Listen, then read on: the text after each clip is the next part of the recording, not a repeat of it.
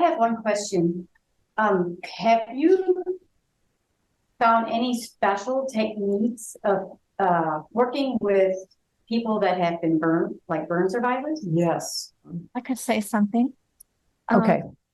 If for HCT, to be able to dialogue with the skin and to understand the suffering or the pain that it's going through and to be very present for it, to heal on that level.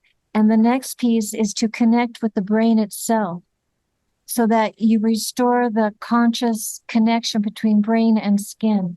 It's incredible because our skin is, how would you say that? In biology, the skin, the neuroectoderm, the brain and the skin are totally connected. It's amazing. And it's to do that, whether you have burns or not, you will find such a peace that comes. It's like, oh, finally. We have many techniques. Physically, the first thing I would do a technique I use in brain one, when working with the cellular fear, the fear of the cells for the burn, because sometimes you cannot even touch it.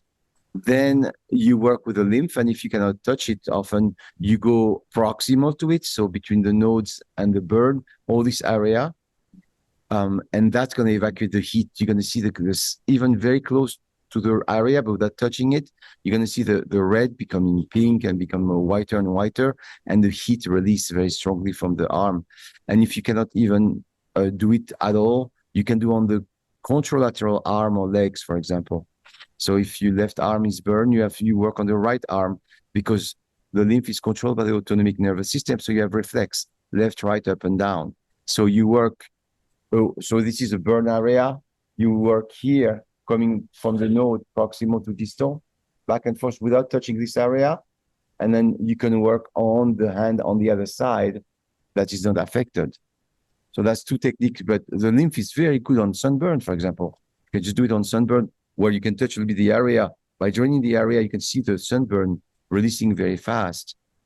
And then what happened is the tissue is so traumatized. So we do technique from brain 2 this time, when we make the tissue aware that there's nothing coming up. It's done, it's over. Often the tissue expect another burn because they expect to be burned again. So the tissue is waiting to make like a turtle in the shell.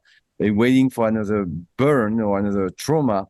And this situation, or this behavior can stay for hours, for years.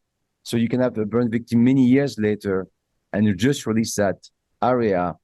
And basically we call that technique, does the tissue know that there's no more trauma happening, you're done.